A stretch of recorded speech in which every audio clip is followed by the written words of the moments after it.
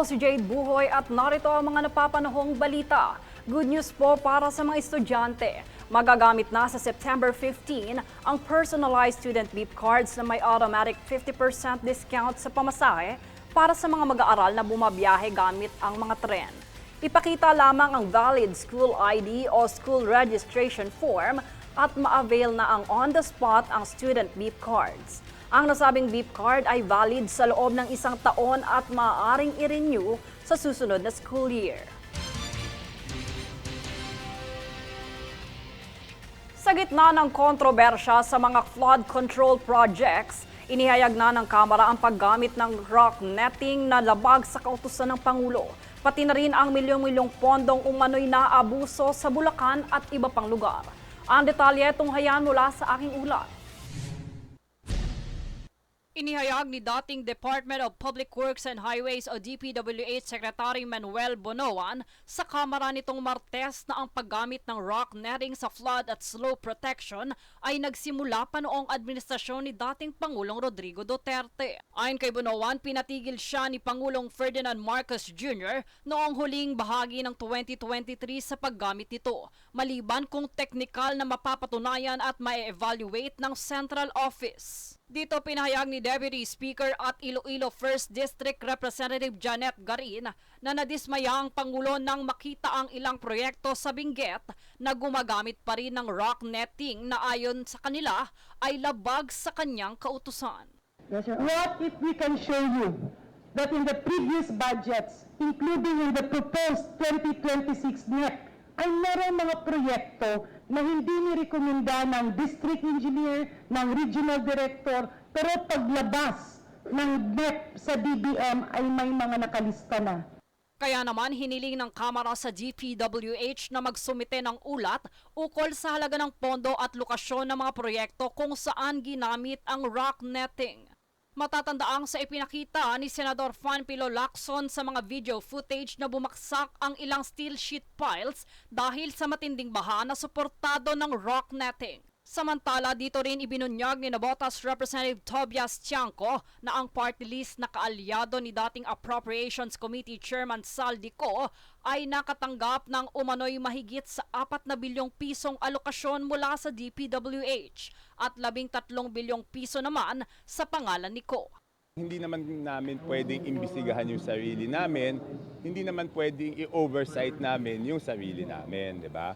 Pero ang nangyari, yan po ay pinagbotohan sa plenaryo at pinaproceed. Dito hiniling ni Tiangco na dapat magpahayag si Ko at ang kanyang mga kaalyado sa mga aligasyon bago pa ilabas ang ebidensya. At binanggit din niya na hindi makatarungan na magsasagawa ng investigasyon kung hindi mapipilitang maging resource person si Ko.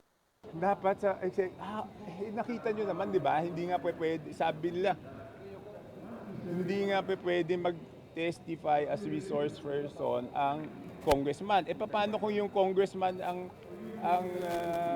may problema? Paano mo siya iimbestigahan kung hindi siya pwede maging resource person? Ayon sa Commission on Audit o COA, may mga anomalya na sa flood control projects mula pa noong 2016.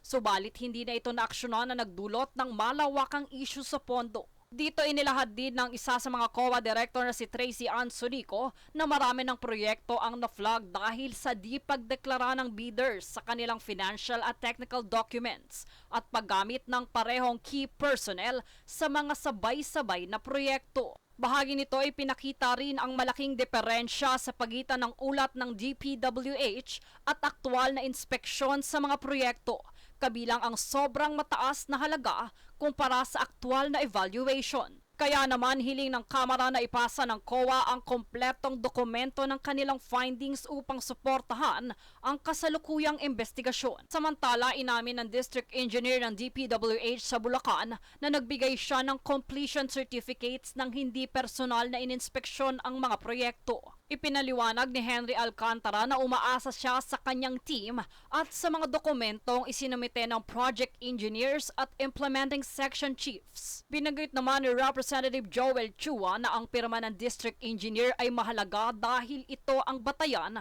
sa pagpapalabas ng pondo sa kontratista. Ang nasabing ilang proyekto sa Bulacan kabilang ang River Wall sa Barangay Piel at Kalumpit ay naiulat na ghost projects at parehong pinirmahan ni Alcantara.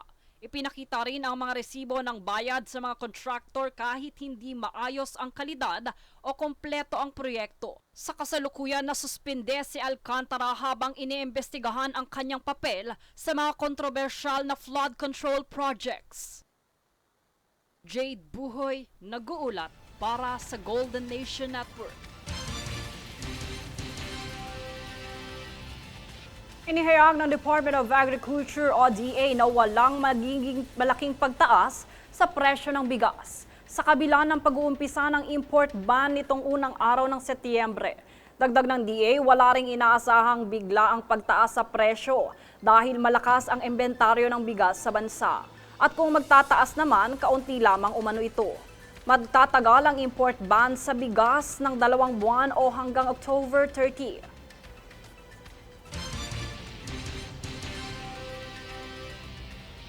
Kami ang boses ng pagbabago. Ako si Jade Buhoy at ito ang News Force.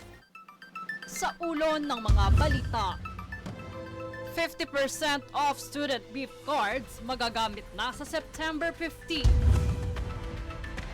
DA inihayag na walang malaking pagtaas sa presyo ng bigas sa kabila ng pag-uumpisa ng import ban. Senado kwenestyon ang ilang red flag sa 2026 proposed budget ng DPWH.